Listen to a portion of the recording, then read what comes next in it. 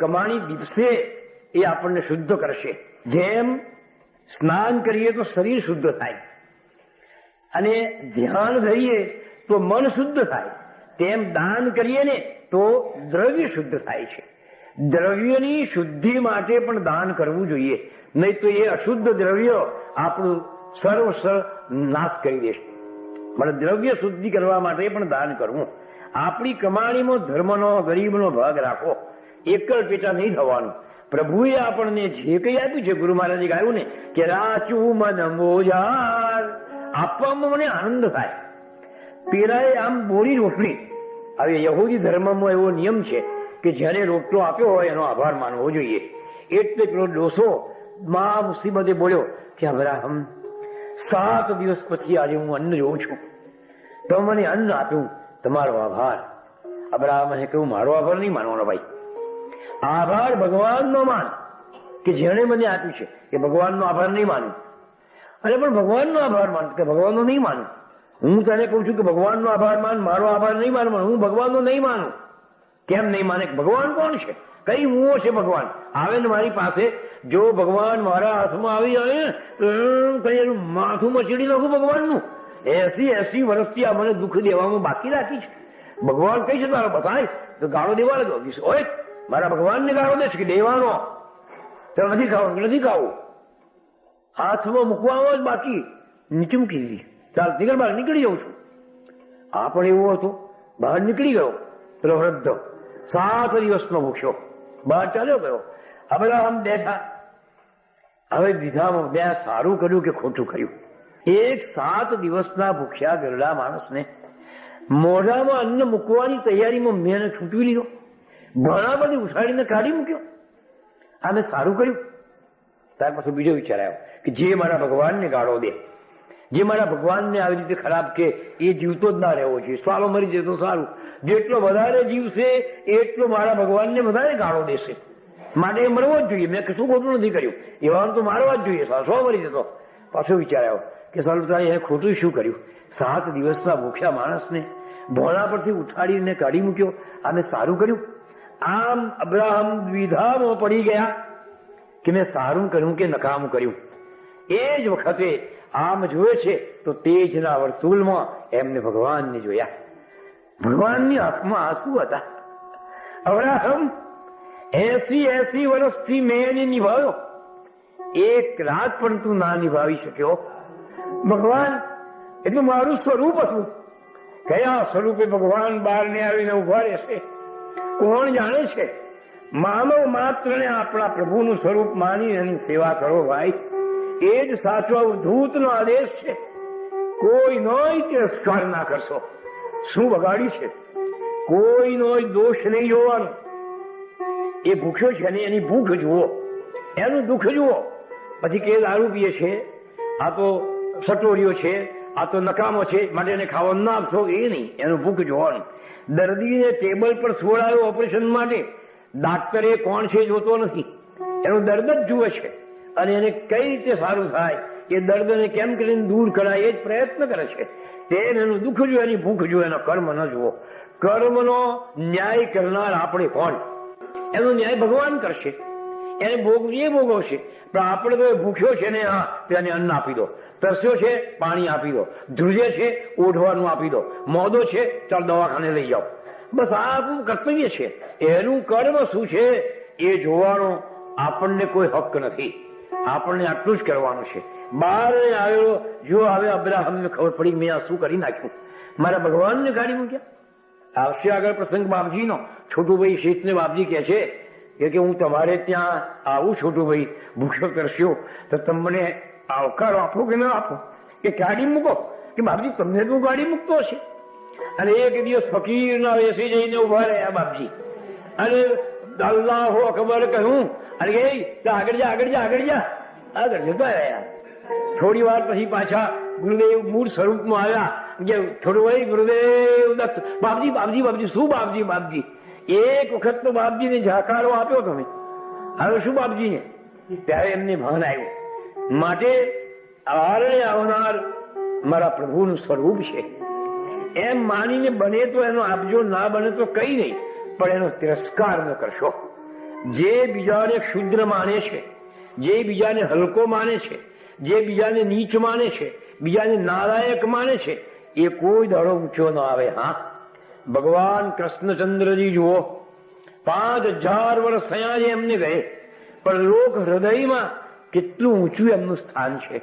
જન્માષ્ટમી ઉજવાતી હોય તો આપણને એમ જ લાગે કે જાણે કનૈયો હમણાં જ જન્મ્યો છે. તો લોક હૃદયમાં આવું ઊંચું સ્થાન ક્યાંથી લાવ્યા? કારણ કે એને કોઈને ગરીબ નથી માન્યો. ગોપીઓની સાથે અભણ ગામડાના ધોરણ ચારનારા એવા ગોવાળોની સાથે નાચ્યો કૂદ્યો, એને ગમત કરી બધાની. અરે પેલી ગુબજા સાવ બિચારી કદરૂપી, એને પણ એને અપનાવી. પેલો સુદામો હાવ ગઈ પણ એને એ ભેટ્યો. વિશ્વ સાહિત્યમાં જે સાહિત્યના અભ્યાસુઓ છે એ જાણે છે કે વિશ્વ સાહિત્યમાં 2 પ્રસંગો આપણા ભારતના એવા છે, 2 મહાકાવ્ય આપણા, એક મહાભારત અને બીજું રામાયણ. તો એ બંનેના જે એપિક્સ જે આપણે કહીએ, એ બંનેના જે 2 મહાન પ્રસંગો, એક મહાભારતમાં કૃષ્ણ અને સુદામાનું મિલન અને રામાયણમાં રામ અને ભરતનું મિલન. વિશ્વનો કોઈ પણ કવિ આવું વર્ણવી શક્યો નથી. એવું સુંદર વર્ણન આપણા 2 મહાકવિઓએ કર્યું છે. કૃષ્ણ અને સુદામાનું મિલન. એક બાજુએ વિશ્વનો સર્વશ્રેષ્ઠ પુરુષ યુધિષ્ઠિરના રાજસુ યજ્ઞમાં આર્યાવર્તના સર્વશ્રેષ્ઠ પુરુષ તરીકે જેને અર્ઘ્ય આપવામાં આવ્યો તેવો કૃષ્ણ, સોનાની દ્વારિકા જેની. અને એક બાજુએ ગરીબમાં ગરીબ બ્રાહ્મણ કે જેને 10 દાડાનું દારૂ વધી ગયેલું, હાડકો બિચારાનો દેખાય, ફાટલી પોતળી, તૂટેલા ચંપલા છપાટિયા અને આંખમાં પ્રિયા આવી ગયેલા, એ બિચારો હાડપિંજર જેવો. અને એક બાજુ એ સુંદરમાં સુંદર શ્રી કૃષ્ણ. પણ બંને કેવા ભેટે છે! આ શ્રી કૃષ્ણ અને સુદામાનું મિલન એટલે રાય અને રંકનું મિલન, ગરીબ અને તવંગરનું મિલન, અરે ભક્ત અને ભગવાનનું મિલન. જે પ્રધર્મી અથવા પરદેશી જે ટીકાકારો છે એ આશ્ચર્ય પામી જાય છે કે જે સમાજમાં તવંગર અને ગરીબો આ રીતે ભેટતા હોય એ સમાજ કેટલો ઊંચો હશે આપણો. કે જો ગરીબ ગરીબ જ રહેવાનો છે નસીબમાં છે, તો એ કઈ તવંગર થવાનો નથી અને તવંગર ગરીબ થવાનો નથી.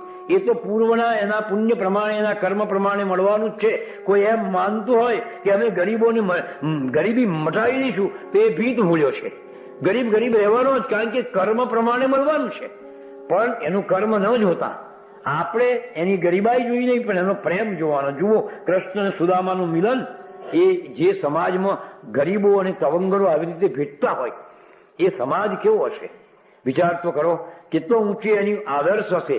એ પરદેશીઓ આ વિચાર કરી રહ્યા છે. એક બાજુએ વિશ્વનો સર્વશ્રેષ્ઠ પુરુષ અને બીજી બાજુએ પેલો ગરીબમાં ગરીબ બ્રાહ્મણ.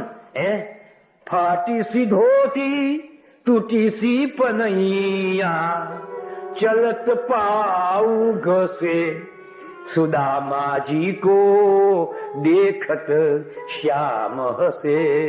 કેવો સુદામો છે મારો આ! પણ એને ભગવાન ભેટે છે.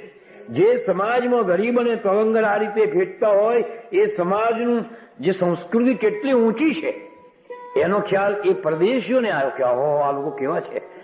જો ગરીબ ગરીબ રહેવાના જ, ગરીબની જરૂર છે, તવંગરની જરૂર છે. બાપજી ઘણી વાર કહેતા કે એકલા ગુલાબના છોડ હોય અને એકલો ગુલાબના ફૂલો હોય એમાં શું મજા? પણ આકડો હોય ને ધંધોરો હોય અને આ તો એ બગીચામાં મજા આવે. તેમ વિવિધતા એ તો એક આપણી શ્રેષ્ઠતા છે. વિવિધતા હોય એ ગરીબ હોય એ તવંગર હોય, પણ એ બંને ભેટે છે એ આપણી મહાનતા છે. કે જે સમાજમાં ગરીબ અને તવંગર આવી રીતે ભેટે એ સમાજની સંસ્કૃતિ કેટલી ઊંચી હશે. એક સિતાર છે, એ સિતારને 2 તાર હોય, એક જાડો હોય ને એક પાતળો હોય. એકલો જાડો તાર પર ગજ ફેરવીએ તોય સારો અવાજ ના આવે, તોય 2 સૂર બોલે. એકલા ઝીણા તાર પર કરાવીએ તોય પણ 2 સૂરી બોલે. પણ ઝીણો અને જાડો બંનેનો સમન્વય કરીને ગજ ફેરવીએ તો સુંદર મધુર અવાજ નીકળે. કવિએ બહુ સુંદર ગાયું છે. એક સિતાર કે 2 તાર, એક ગરીબ એક જરદાર હો, એક સિતાર કે 2 તાર. પણ હિલમિલ ચાલે જો દોનો તો સ્વર્ગ બને સંસાર. જ્યાં આવી રીતે બંને હળીમળીને ચાલે તો એ સંસારમાં સ્વર્ગ બની જાય છે. ગરીબોએ શ્રીમંતોની ઈર્ષા નહીં કરવાની અને શ્રીમંતોએ ગરીબોનો તિરસ્કાર નહીં કરવાનો. જો કેવો આનંદ આવે છે. પણ કે એમ એ મોટરમાં બેસે મારે પગે ચાલવાનું કે ભાઈ ચાલવાનું જ હોય તારા નસીબમાં છે. એ ઘઉંની રોટલીઓ ખાય અને મારે જુવારના રોટલા ખાવા પડે કે હા ભાઈ તે જુવાર વાવી છે એટલે તારે જુવારના રોટલા ખાવા પડે છે. એને ઘઉં વાવ્યા છે એટલે એ રોટલી ખાય છે. હવે તારે રોટલી ખાવી તો તું ઘઉં વાવ તો તું ખાઈશ રોટલી કે એના નસીબનું ખાય છે તેમ તું તારું ખાય છે. માટે કોઈ દિવસ શ્રીમંતોની ઈર્ષા નહીં કરવાની અને શ્રીમંતોએ ગરીબોનો તિરસ્કાર નહીં કરવાનો. અને આવી રીતે જ્યાં શ્રી કૃષ્ણે કેટલું બધો સમન્વય કરીને એના જીવનમાં આચરણ કરીને આપણને ઉપદેશ આપ્યો કે મારી માફક આ સુદામાઓને તમે ભેટો. અને મજાનું વર્ણન છે પ્રેમાનંદનું. તો આપણે ત્યાં મહેમાન આવે એટલે આપણે 3 ડગલા ઘરની બહાર નીચે જવાનું અને એના હાથમાં શેરી હોય તો શેરી, બેગ હોય તો બેગ એ આપણે લઈ લેવાની અને પછી અંદર લાવવાનો. આવી રીતે મહેમાનની સેવા કરવાની. આપણે લાખોપતિ હોય અને આપણે ઘેર આવનાર 3 પૈસાનો ગરીબ માણસ હોય પણ આજે આપણા માથાનો મુગટ છે. કારણ મહેમાન તરીકે આવ્યો છે. અતિથિ દેવો ભવો. એટલે આને દેવની માફક આપણે પૂજા કરવાની, આપણી શ્રીમંતાઈ નહીં બતાવવાની.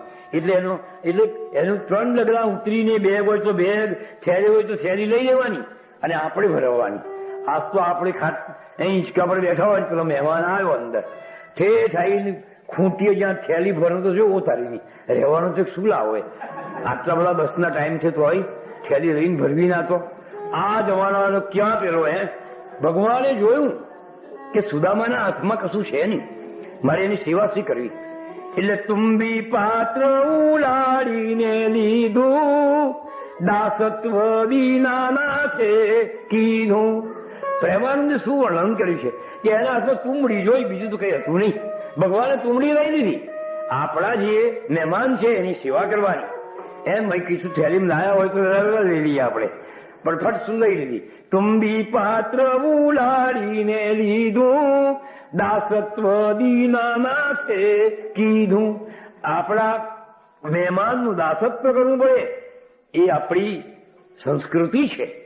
એ સભ્યતા અને સંસ્કૃતિ આ 2 શબ્દો વચ્ચે બહુ મોટો ફેર છે.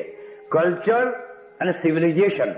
સંસ્કૃતિ એટલે કલ્ચર, સિવિલાઇઝેશન એટલે સભ્યતા બદલાયા કરે, પોશાક બદલાયા જ કરે.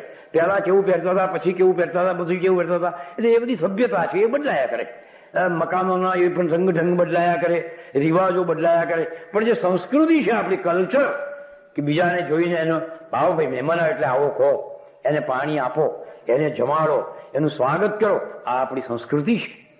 એ આપણે કોઈ દિવસ ના ભૂલીએ. ગરીબમાં ગરીબ માણસ પણ સંસ્કૃતિ સાચવે છે. જો શિવ પુરાણમાં વાત આવે છે કે પેલો ગરીબ ભીલ અને ભીલડી બિચારા લાકડા વેચી અને લોટ લાવે અને ખાય.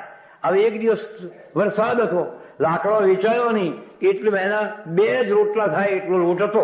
બંને પેલી બાઈએ 2 રોટલા બનાવ્યા. બહાર તો વરસાદ પડી રહ્યો છે. ભગવાન ભોળાનાથ એનું કસોટી કરવા સાધુ થઈને જાય છે. અલખ નિરંજન આવો મહારાજ આવો. જો આ ગરીબ સંસ્કૃતિ આપણી, આ સભ્યતા નહીં સંસ્કૃતિ. આવો બેસાડ્યા અંદર. આ 2 રોટલા છે એટલે ચીરી પેલી બાઈએ પોતાનામાંથી કાઢ્યો, ચીરી પેલાએ કાઢ્યો અને 2 રોટલો એમને આપી દીધો. બંને ખવડાવ્યા. હવે નાની અમથી ઝૂંપડી છે, 2 જ જણ અંદર સુઈ રહે એવું છે અને બહાર વરસાદ અને વાઘ આવે છે. એટલે પેલી બાઈએ કહું કે તમે 2 જણ સુઈ રહો, હું બહાર સુઈ રહીશ. વાઘ ભલે મને મારી નાખે. તો કે ના, તું અહીંયા સુઈએ અને હું બહાર સૂચું છું. પણ ના, પણ મહેમાનને તો અંદર સુડાવવા જ પડે. છેવટે બંને નક્કી કે આપણે 2 બહાર સુઈએ, પણ મહેમાન ભલે એકલા અંદર સુતા. અને પછી રાત્રે વાઘ આવે છે અને જ્યાં પેલા બંનેને ખાવા જાય છે એટલે ભગવાન ભોળાનાથ વચ્ચે પડીને બચાવી દે છે. પણ મતલબ કે આ આપણી સભ્યતા છે કે આવનાર મહેમાનને સગવડતા આપવી જોઈએ. આપણે અગવડતા વેઠીએ. આ આપણી સંસ્કૃતિ છે, આપણી આ સંસ્કૃતિ છે. ચાલો, એટલે બહારને આવનારની સેવા કરવી એ પણ ભગવાનની પાદ સેવન ભક્તિ છે. એ સાચી ભક્તિ એ છે. પેલો એક હતો ને અબુબેર આદમ, તે સવારમાં શું કરે કે સવારમાં ઉઠીને ગરીબોની ઝૂંપડીઓમાં જતો રહે. કોઈ આંધળો હોય એને સંદાસ જવા લઈ જાય, કોઈને અન્ન દળી આપે, કોઈને રોટલા ઘડી આપે, કોઈને બર્તન લઈ આપે, કોઈની દવા લઈ આવે, કોઈને દવાખાને લઈ જાય, કોઈને કઈ પછી આવું જ કર્યા કરે 12 વાગ્યા સુધી. પછી 12 વાગે આવીને ખાઈને પાછો સુઈ જાય, પછી પોતાના કામે જાય. એક દિવસે ભગવાને ફેરસ્તાને કહ્યું કે ફેરસ્તા તું પૃથ્વી ઉપર જા અને મારા ભક્તોની એક યાદી કરી લાય. એટલે પેલો યાદી કરવા નીચે આવ્યો કે કઈ જવું? ભક્તોને જો મારે જોવા હોય તો મંદિરે જ બેસવું પડે, કારણ કે ભક્તો બધા મંદિરે આવે. એટલે મંદિરના ઉતલા પર પેલો ફેરસ્તો નોંધ કરવા બેઠો. ફલાણા ભૈયા નામ લખ્યું, બીજા નામ લખ્યું, ત્રીજા નામ લખ્યું. પગે લાગતા લાગતા આવે ને કોઈ આમ કહે ભગવાન મને આમ, હા લિસ્ટ લઈને બાપજી પાસે ભગવાન પાસે ગયો. ભગવાને કહ્યું આમેનો એક કોઈ મારો ભક્ત નથી કે બાપજી એમ કાન એમ કરતા હતા, આમ બે બધું કરતા હશે, પણ એમેનો એક મારો ભક્ત નથી, ફરી જા. એટલે પેલા અબુબેન ની ઘેર આવ્યો તો કે ભાઈ તમે શું કરો છો? તમે મંદિરમાં જાઓ છો કે ના ભાઈ? હા. માળા બાળા જપો છો કે ના ભાઈ? હા. તીરા ટપકા કઈ કરો છો તો કે ના નથી કરતો. કારણ કે તમે કરો છો શું? તારે હું કહું આઈ સર્વ માય ફેલો મેન, જે મારાથી ચડાયેલા છે, જે મારાથી નીચા છે, ગરીબો છે, હું એની સેવા કરું છું ભાઈ, બસ. અને ભગવાનની ત્યાં ગયો. ભગવાને on the top of the list એમ કે સુવર્ણ અક્ષરથી, સોનાના અક્ષરથી ભક્તોની યાદીમાં સૌ પ્રથમ અબુબેનનું નામ લખ્યું. એટલે ગુરુ મહારાજે પણ ગાયું કે ભાઈ ગંગાદિક તીર્થો મોનાયા, ડાઘા દિલ નાનક દીધોયા, દુખિયાના આંસુ ના લોયા, તેનું હરિપોથીમાં નામ નથી. દુખિયાના આંસુ ના લોયા, તેનું હરિપોથીમાં નામ નથી. ભગવાનની ડાયરીમાં નામ નોંધાવવું હોય તો દુખિયાનો આંસુ લુજ્જો. એ જ ભગવાનની પાદ સેવન ભક્તિ છે. ગુરુ મહારાજે તો ઊંચા વજે ગાયું કે જનતા જાદવપતિ તર છોડ્યા, દર્શન કાજે મંદિર દોડ્યા, પછડાતા પડછાયે રોયા, તેને ઠરવાનું કોઈ છામ નથી. જેના દિલમાં દીનની દાજ નથી, અહીં કામ નથી. જેના હૃદયમાં ગરીબો પ્રત્યે દાજ છે એ જ ભગવાનનો સાચો ભક્ત. આનું નામ પાદ સેવન ભક્તિ કહેવાય. નાનામાં નાના માણસને પણ પ્રભુનું સ્વરૂપ સમજીને પ્રભુએ આપણને જે કંઈ આપ્યું છે, અને કઈ ને કઈ વિશેષતા તો પ્રભુએ આપણને આપી છે જ. કોઈને સંપત્તિ આપી હશે, કોઈને સત્તા આપી હશે, કોઈને શરીર શક્તિ આપી હશે, કોઈને અનુભવ જ્ઞાન આપ્યું હશે, કોઈને કાવ્ય શક્તિ, કોઈને ચિત્રકળાની શક્તિ, કોઈને કારીગરી, એ કેટલું આપ્યું છે. તો એ જે વિશેષતા હોય એ વિશેષતા વડે આ બધા પ્રભુના સ્વરૂપો છે એમ માની જનતા જનાર્દનની સેવા કરવી એ ભગવાનની પાદ સેવન ભક્તિ છે. સાચી ભક્તિ છે એ છે એક મોચી છે, એનો જોડો સીવે છે. ગુરુલામૃતમાં ગુરુ મહારાજે બહુ સુંદર વાત લખી છે પેલા 5ની, કે પેલો ગવૈયો પછી પેલો જ્યોતિષી એ બધાએ પોતાના જે શક્તિ છે એ દ્વારા સમાજની સેવા કરીને મુક્તિને પામે છે. તેમ એક મોચી છે એ જોડો સીવે છે.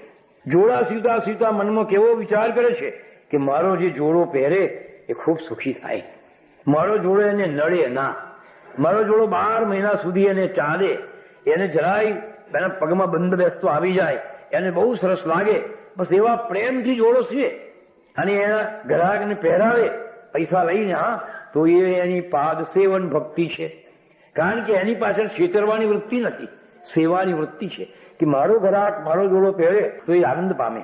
એક શિક્ષક છે, એ વર્ગમાં ભણાવવા જાય કે આ બધા જ મારા પ્રભુના સ્વરૂપો છે. ગુરુ મહારાજે કહો છાત્ર દેવો ભવ, આ વિદ્યાર્થીઓ દેવ છે અને તું આજે એની સેવા કરવા આવ્યો છે, તો આ રીતે તું એમની સેવા કર. તો આ મારા બધા પ્રભુના સ્વરૂપો છે એમ માનીને એમને વિદ્યા આપવી એ પણ ભગવાનની પાદ સેવન ભક્તિ છે. એક દર્દીની દવા કરવી ડાક્ટરની, અને એ ડાક્ટર પોતાની વિશેષતા, આપણી જે કઈ વિશેષતા હોય, ડાક્ટર બન્યા હોય તો ડાક્ટર, વકીલ બન્યા હોય તો વકીલ, શિક્ષક બન્યા હોય તો શિક્ષક, ખેડૂત બન્યા હોય તો અન્ન પકવીએ તે પણ લોકો ખાય તો બધા આનંદ પામે, વેપાર કરતા હોય તો ગ્રાહક મારો ભગવાન છે અને હું એનો સેવક છું, અને એને સારામાં સારી વસ્તુ બરાબર યોગ્ય ભાવ લઈને આપવી એ ભગવાનની ભક્તિ છે. હા, તમે જે ક્ષેત્રમાં પડ્યા હોઈએ, એ ક્ષેત્રમાં કર્તવ્ય નિષ્ઠા રહીને કર્તવ્ય કરવું એ ભગવાનની પાદ સેવન ભક્તિ. મંગળ પ્રસાદ કરીને આપણા બાપજીના ભક્ત છે હતા. એ માસ્તર હતા અણસ્તુ ગામમાં. એક દિવસે ગુરુવારે નારેશ્વર ભગવાનના ગુરુ મહારાજના દર્શન કરવા આવ્યા. બાપજીએ પૂછ્યું કે માસ્તર આજે રજા છે કે ના બાપજી રજા તો નથી, પણ પોલો રિપોર્ટ મૂકીને હું આવ્યો છે, એટલે હું આજે જઈશ ને જો કોઈ નહીં આવ્યો હોય તો મારી પી મૂકી જશે, અને નહીં તો અને બાપજી જે ચીડાયા છે, શું મેળવ્યું તમે અહીંયા આવીને, શું મેળવ્યું? મને જોયું એમાં શું, એક 40 છોકરાઓનું ભણવાનું બગાડ્યું. તમે જેનો આજનો પગાર લો છો એની નિષ્ઠાપૂર્વક તમે કામ ના કર્યું, અને આવીને અહીં ગાડી માથો પછાડો, અહીં મારી પાસે આવીને શું કરવા આવ્યા?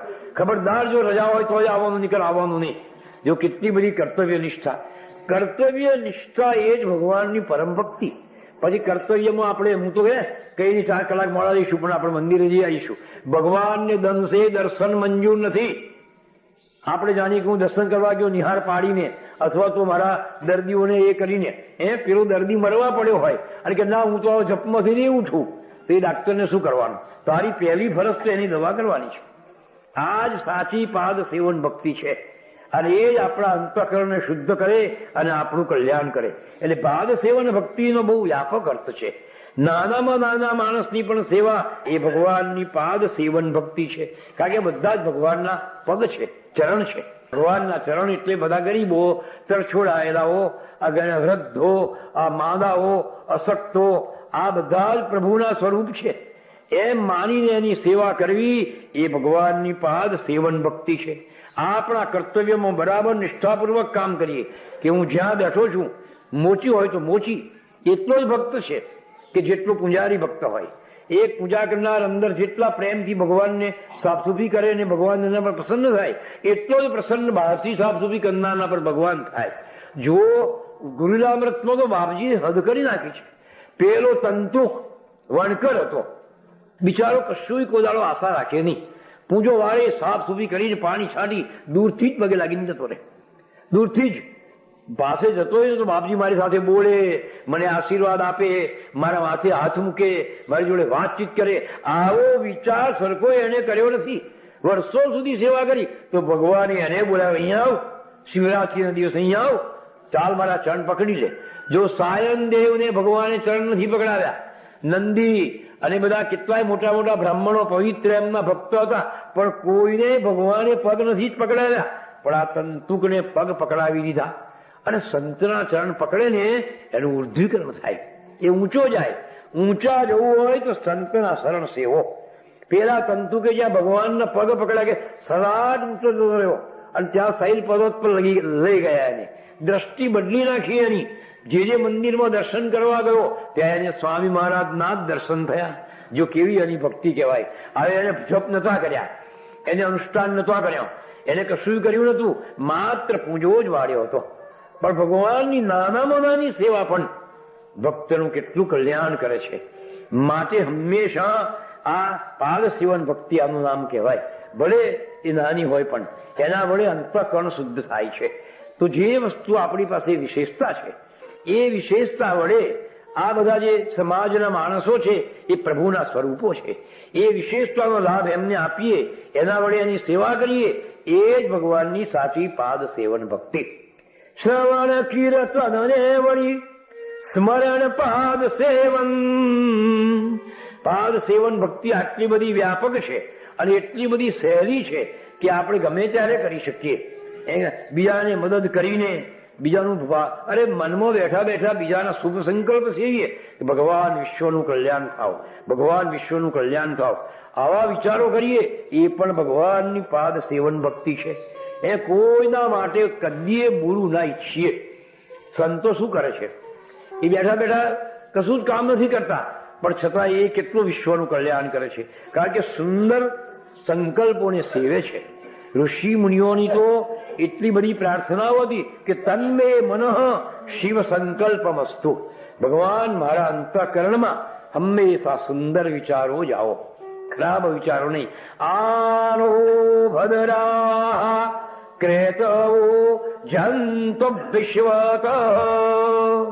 હે ભગવાન, વિશ્વની ચારે બાજુથી મારા તરફ સુંદર ને સુંદર વિચારો આવો. જો આવી ઋષિ મુનિઓની પ્રાર્થના, અને આપણે એની પ્રજા, આપણે એના બાળકો, એ પ્રાર્થનાને કેમ ભૂલાય? આ જ ભગવાનની સાચી પાદ સેવન ભક્તિ. એને શ્રી કૃષ્ણને કોઈ નાનો નતો જો સુદામાને ભેટ્યા. અરે બીજી એની મજાની વાત તો એવી છે કે જયારે કૌરવ પાંડવોનું યુદ્ધ થયું, પાંડવોના સરસેનાપતિ ભગવાન શ્રી કૃષ્ણચંદ્ર, આખી સેનાનું બધું એમના માથે કેટલો બોજો હોય, બધા યુદ્ધની તૈયારી થઈ ગઈ છે, શંખ વાગી ગયા છે, લડવાની તૈયારીમાં છે. એટલે ભગવાન છેલ્લી નજર, જેને આપણે ફાઇનલ વિઝન કરી આવું જોઈએ, આવું બરાબર છે કે નહીં, એ જોવા નીકળ્યા. કેટલો બોજો છે માથા પર આખા યુદ્ધનો, અને એક ટીટોળી જોઈ. જુઓ આ કેવા મહાન પુરુષો છે. ટીટોળી જોઈ. ભગવાન ટીટોળી, બીજા સેનાપતિને તો વાત કરવાની ફુરસદ ના હોય માનવ સાથે, તો પ્રાણીઓ એ તુચ્છ જંતુની સાથે શું વાત કરે, પણ ભગવાન એને ઉભી રાખી ક્યાં જાય છે? હમણાં લશ્કર લડવાર થવાની છે, લોહી લીડાવાનું છે, તું ચગદઈ જઈશ, તું કઈ જાય છે? ભગવાન મારો ઈડા તઈ રહી ગયો છે, મારું જાને એમ છે કે જા તારા ઈડા હું લાવી આપીશ. પેલી જંતુ અમને રણની બહાર નીકળ્યા, એના ઈડા ભગવાને શોધી કાઢ્યા. એક હાથીના ગળામાંથી મોટો ઘંટ તોડી નાખી એના પર ઠોકી દીધો. આખો દિવસ ભયંકર યુદ્ધ થયું, હજારો માણસો મરી ગયા. એક બાજુ પેલો અર્જુન નતો મારતો, એને માર માર સવાઓને માર, એક બાજુ હજારો માણસોને મારી નંખાવે છે, અને એક બાજુ પેલા ટીટોળીના બચ્ચાને બચાવી લે છે. એને માટે કેટલી કાળજી રાખે છે. સહજ પડી યુદ્ધ પૂરું થયું એટલે પેલા કાળજી યાદે ગારે બીજાને તો લઈને બચ્ચા લઈને પાછું એને આપ્યા, ઉગડ્યા તારા બચ્ચા. આ નાનું નાનું કાર્ય છે, પણ એને કૃષ્ણને મહાન બનાવી દીધા.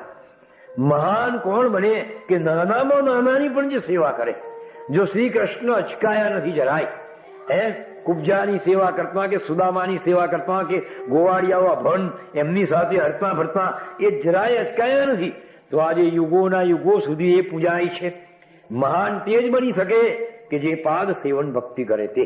આ બધા જ મારા પ્રભુના સ્વરૂપો છે. એમની મારી રીતે મારી જે કઈ વિશેષતા છે, જે કઈ વિશિષ્ટતા છે, એના વડે એમનું કલ્યાણ કરવાનો પ્રયત્ન કરવો, એ ભગવાનની પાદ સેવન ભક્તિ કહેવાય. પછી આવી અર્ચન ભક્તિ. અર્ચનનો અર્થ એ કે ભગવાનની પૂજા કરવી, ભગવાનની મૂર્તિને પાણીથી નવડાવવાના, પછી દૂધથી, દહીંથી, મધથી, પંચામૃતથી અત્તર લગાડવાનું, વાઘા પહેરાવાના, આરતી કરવાનું, આ અર્ચન ભક્તિ કહેવાય. પણ આ અર્ચન ભક્તિ એટલી જ નથી, વ્યાપક એનો અર્થ બીજો છે કે જ્યારે ભગવાનનું પૂજન કરવા બેઠા હોઈએ ત્યારે હું ને મારો પ્રભુ અમે બે જ છીએ, બસ બધું જગત ભૂલી જવાય, તારે અર્ચન ભક્તિ સાચી કહેવાય. આપણે તો પૂજા કરવા બેઠા હોઈએ અને જો વહુના હાથમાંથી એકાદ રકાબી નીચે પડી ગઈ અને ખરણસોને ભાગી ગઈ એટલે તરત અહીં ઘડી કરંટ લાગશે, તોડી નાખજો, તોડી નાખજો, મને નવરો કરી નાખશો આખો દાડો. ત્યારે આપણે એને પૂછવાનું મન થાય કે તું પૂજા કરવા બેઠો છો કે રકેબીઓ હાચવવા બેઠો છે? ત્યાં હાચવ્યા કે રકબી શુક્લા પૂજા કરવા બેઠો છે? અરે બહેનો પૂજા, દિવાળી કઈ ગઈ, દિવાળી કઈ બની ગઈ, બધા કઈ મુઓ, આ જીએ બની ગયું, મારો દીવો ઉડી ગયો, આવી ગાળો લઈને પૂજા કરવી એના કરતા પૂજા ના કરવી સારી છે. અર્ચન ભક્તિ એટલે હું ને મારો ભગવાન, બસ અમે બે જ છીએ.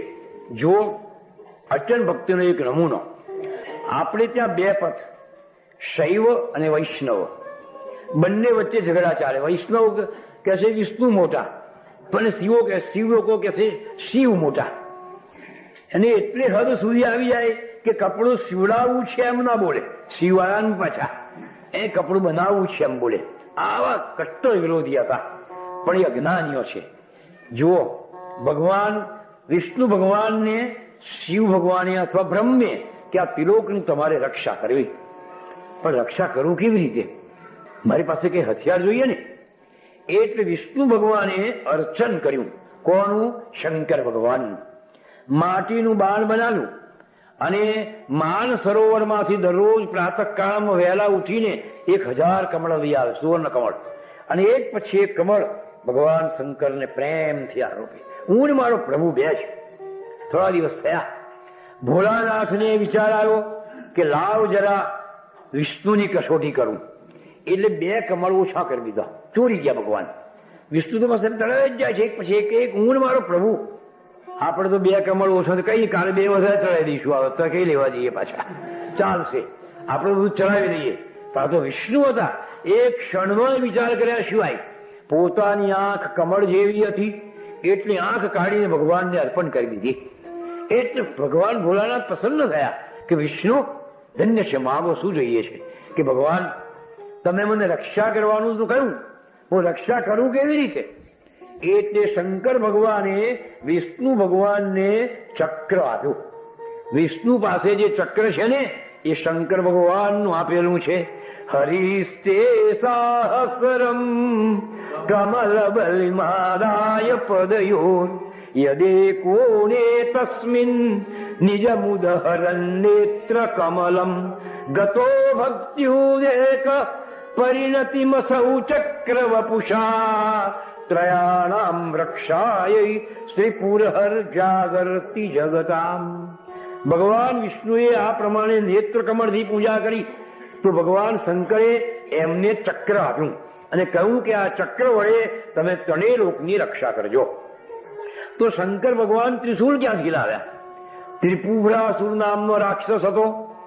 એના કુળમાં બેસી જાય એટલે કોઈ, એના નગરમાં બેસી જાય એટલે કોઈ મારી જ ના શકે. એને બ્રહ્મા પાસે વરદાન માગેલું કે 3 ફળ, જેને 3 ભાલોડા હોય એવી જાતનો ભાલો કોઈ લાવે અને મને મારે તો જ હું મરું. એ વખતે આ ત્રિશૂળની કલ્પના જ નહીં. એટલે કોણ 3 ફળ વાળો ભાલો હોય નહીં અને આપણે મરીએ નહીં. રાક્ષસના મનમાં એવું હતું. આ ભોળાનાથ તો પ્રયત્ન કરી કરીને મથી ગયા, કંટાળી ગયા. એટલે ભોળાનાથ વિષ્ણુનું તપ કરવા બેઠા અને ભગવાન વિષ્ણુને પ્રસન્ન કર્યા. ભગવાન પ્રગટ થયા. જેમ ભોળાનાથને કમળ ચડાયા તો ભોળાનાથે વિષ્ણુ ભગવાનને તુલસી પત્ર ચડાવ્યા. અને એવી રીતે દરરોજ 1000 તુલસી દળ અર્પણ કરે એટલે ભગવાન વિષ્ણુ પ્રસન્ન થયા કે ભગવાન બોલો શું ઈચ્છા છે? કે આ રાક્ષસો મરતા નથી, મારે કેમ કરીને મારવા? એટલે વિષ્ણુ ભગવાને એમને ત્રિશૂળ આપ્યું. શંકર ભગવાનની પાસે જે ત્રિશૂળ છે એ વિષ્ણુનું આપેલું છે અને વિષ્ણુ ભગવાનની પાસે જે ચક્ર છે એ શંકરનું આપેલું છે. હવે કોણ નાનો અને કોણ મોટો ભાઈ? એનું આપણે બાહ્ય જોઈએ તો જે વિષ્ણુના ભક્તો છે એ ઉર્ધ્વપુંડ એટલે આમ તિલક કરે છે, વચ્ચે રેખા મારે છે. એ ત્રિશૂળનું પ્રતીક છે. એ ત્રિશૂળનું પ્રતીક. ત્રિશૂળ તો શંકર થાય. અને જે શૈવો છે એ આમ કરે છે, એ ચક્રનું પ્રતીક છે. તો ચક્ર તો વિષ્ણુ ધારણ કરે છે. આમ વિષ્ણુ અને શૈવની કેવી બધી સુંદર સમન્વય કર્યો છે. પણ આપણે અજ્ઞાનીઓ આ કરીને એ કરીએ છીએ. તો આ ચાલે છે અર્ચન.